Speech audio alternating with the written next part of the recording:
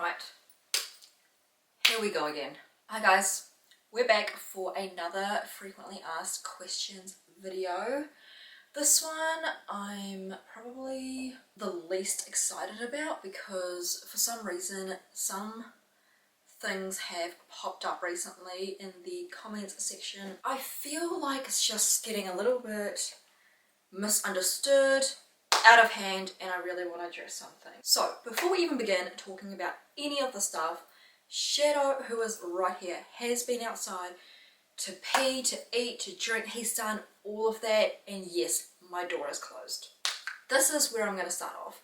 Basically, in my 5 things to know before you get a German Shepherd video, which, let me just say, it was a very casual, like I'm not an expert type video. In that video, as well as a lot of my other videos where I sit down and talk like this, my door is always closed, and this will last for about 15 minutes. Literally, that video was 15 minutes, and people basically had a problem that I wasn't letting him out to pee or that he's whining. So comments like, he wants outside, he's wanting to tell you he has to pee. Do I look like I torture my dog where I don't let him out if I know he needs to? Like, obviously before I turn on the camera and do any of this, everything is done. Like, he literally has met every single need above and beyond before we sit down and film.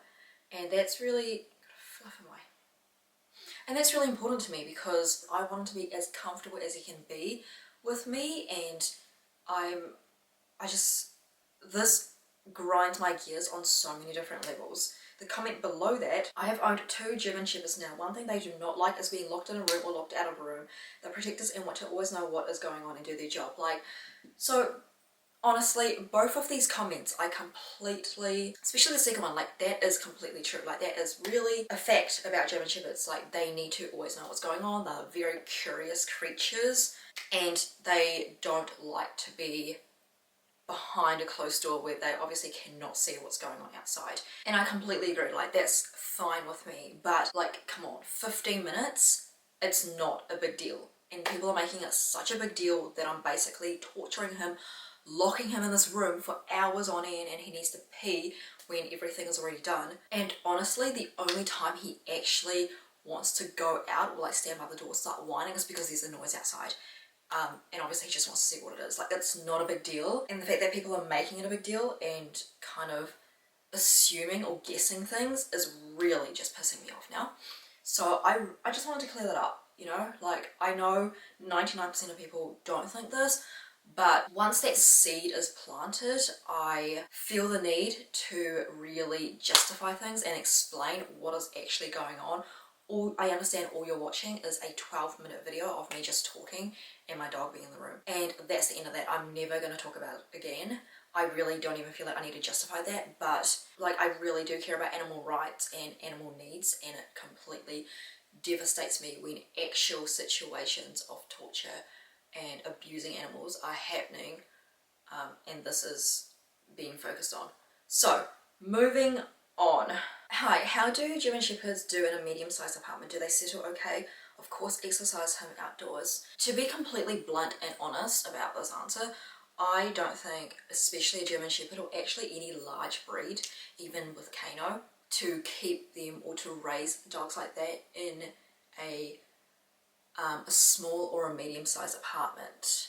And that is just purely like my opinion, because I just feel like they need much more room than that. But I feel like this is so specific lifestyle based. Like if you're a couple or even a single person and you work at home, for example, I feel like that could probably be fine because you could actually take your dog out anytime during the day and numerous times during the day. Whereas for someone who works a 9-to-5 job in an office, you can't really do that. You know, you've got to leave your dog at home or in the garden or something for, say, 8 hours a day. And that's really not good, I think, if it's like a small apartment. I wouldn't recommend it. I think you can definitely make it work depending on your lifestyle and who you're living with. So yeah, I wouldn't go against it, but I think it's just way easier if you had a bigger place with a garden, especially for a German Shepherd. And again, I'm no expert, like I have no idea, that's purely just my opinion and what I think. I would be really interested to know if anyone is living in a smaller or medium-sized apartment or a tiny house, and if you do have a German Shepherd, how that works, if that's worked out for you, and what are some of your, I don't know, maybe like tips and how you kind of work around that. I would be actually super interested to know if anyone is in that kind of situation. Are they good around kids? I think this question basically is, it varies for every single dog. It doesn't actually depend on the breed, in my opinion. I've never felt like a breed of dog determines anything like this. You can have any breed of dog and they can be amazing with kids, absolutely loving, caring, takes care of them almost, or the same breed that can't do the same thing. But with Shadow, in this specific case, obviously I can only speak for him and maybe Kano as well, Shadow is really good around kids. He's always been a licker. He loves when kids do go up to him, which is actually quite often than I thought it would be. He just licks their face. He's very like cuddly.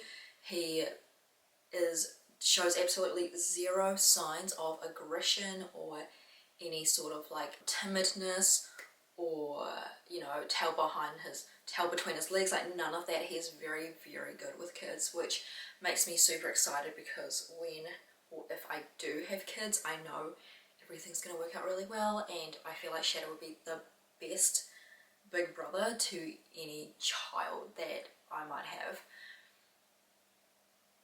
I just also want to say that I feel like this has a lot to do with how they're brought up. I've said this before in a lot of my other videos. I feel like it is so important when you first get the puppy, or just when you first get a dog, at the very beginning of their life, to surround them and have them interact with so many different humans, animals, you know, humans of different ages, especially kids and older people, just so they are comfortable and kind of used to that situation and environment, where I feel like that really it's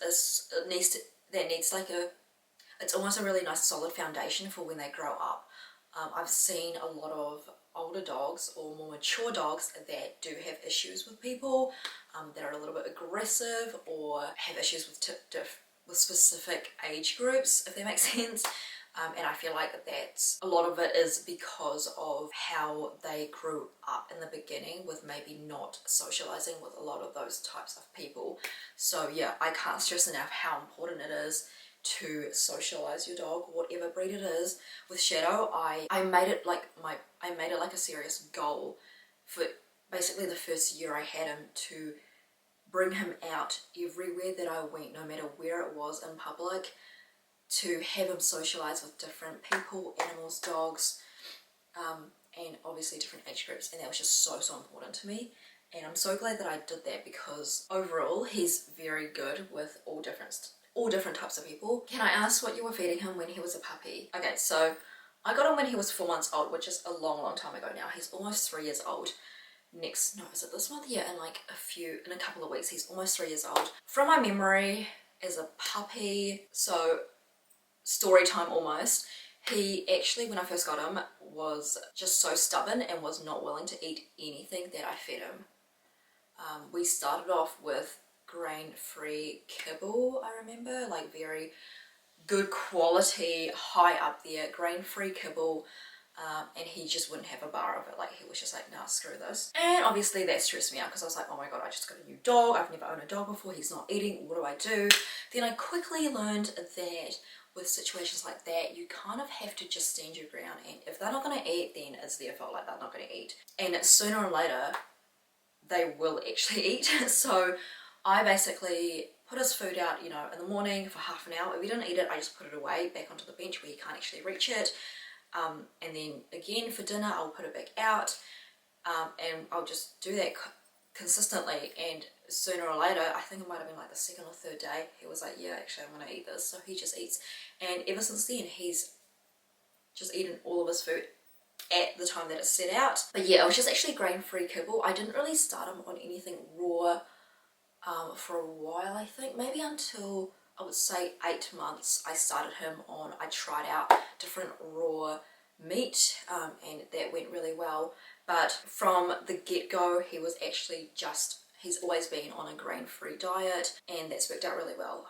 So I think I'm gonna have to end this FAQ here. I feel like it's getting really long, even though I only answered like 5 questions, but I'm definitely going to do another one that's definitely more light-hearted. I hope you guys enjoy this, and I will see you in my next video. Bye.